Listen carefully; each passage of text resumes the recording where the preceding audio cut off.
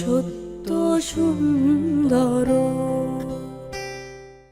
দর্শক, পাওয়ার প্যারেন্টস 2026-এর বিশেষ সম্মাননায় আজকে আমরা আছি।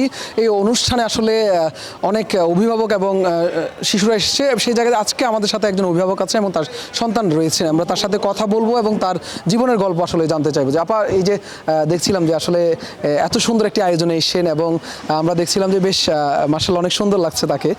কি বলবেন, কেমন লাগছে এই আয়োজনটা? আসলে এখানে আসতে পেরে আমার খুব ভালো লাগছে। আমি যদি এখন পর্যন্ত ভিতরে যাইনি, ভিতরে গেলে হয়তো আরও ভালো লাগবে।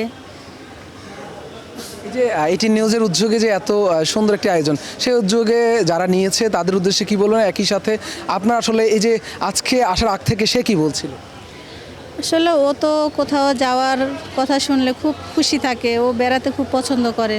যদি বলো চলো আমরা বেড়াতে যাচ্ছি, তাহলে ও খুব এক্সাইটেড থাকে যে হ্যাঁ আমি বেড়াইতে যাব।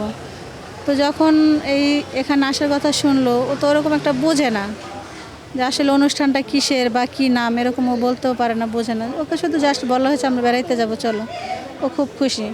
তবে এটিএন বাংলা যেহেতু, এটিএন নিউজ যেহেতু এই উদ্যোগটা নিয়েছে, আমরা আসলে খুব খুশি, আমাদের পাশে দাঁড়িয়েছে। আর যদি আরও একটু বেশি ভালো হয়, যদি আরও একটু দাঁড়ায় তাহলে। আচ্ছা আপা, সেই জায়গায় একটা জিনিস জানতে চাইবো যে আসলে সন্তান তো আসলে আল্লাহর বিশেষ একটি দান। সেই জায়গা থেকে আসলে যখন আপনার শিশুটি জন্মগ্রহণ করে, তখন আসলে কখন বুঝতে পেরেছিলেন সেই অটিজম বা সেই বিশেষ চাহিদা সম্পন্ন শিশু জন্মগ্রহণ করেছে এবং তখনকার অনুভূতিটা? ও যখন হয়েছে তখনই ও এরকম ছিল, ওর মাথাটা একদম ছোট ছিল। তো ডক্টর ওকে সমস্ত পরীক্ষা নিরীক্ষা করে যখন বলেছে, তখন আমি কান্না করেছিলাম, কান্না করে বলেছি আল্লাহ তুমি খুশি হয়ে যা দিয়েছো আমি খুশি হয়ে তাই নিয়েছি, আলহামদুলিল্লাহ।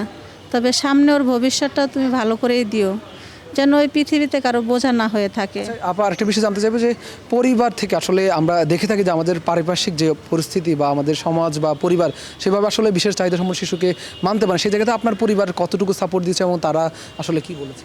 আসলে আমার পরিবার যথেষ্ট সাপোর্ট দিচ্ছে, কারণ এইরকম একটা বাচ্চা পরিবারের সাপোর্ট না হলে হয় না। অনেক ফ্যামিলিতে আছে যে পরিবারের সাপোর্ট পাচ্ছে না, কিন্তু আমার ছেলে মেয়ে দুটো বড় আছে, ওরা আমাকে যথেষ্ট সাপোর্ট দিচ্ছে।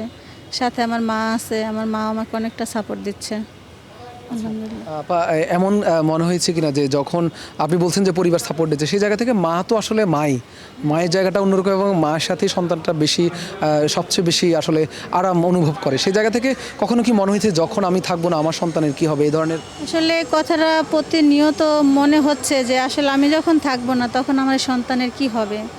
তবে আল্লাহ ভরসা, আল্লাহ ব্যবস্থা করে দিবে। তারপরও টেনশন থেকেই যাচ্ছে যে আসলে আমি যদি না থাকি সেক্ষেত্রে আমার মেয়েটার কি হবে, কে দেখবে, এটা ভেবেই খুব কষ্ট হচ্ছে, কষ্ট পাচ্ছি। আর দ্বিতীয়ত আমি ওকে যে স্কুলে দিয়েছি, নুসরাত আপা, এই আপা আমার পাশে দাঁড়িয়েছে বিদেয় আজকে আমি এই পর্যন্ত আসতে পেরেছি। আপা যদি আমার পাশে না দাঁড়াতো তাহলে আমি এই পর্যন্ত আসতে পারতাম না।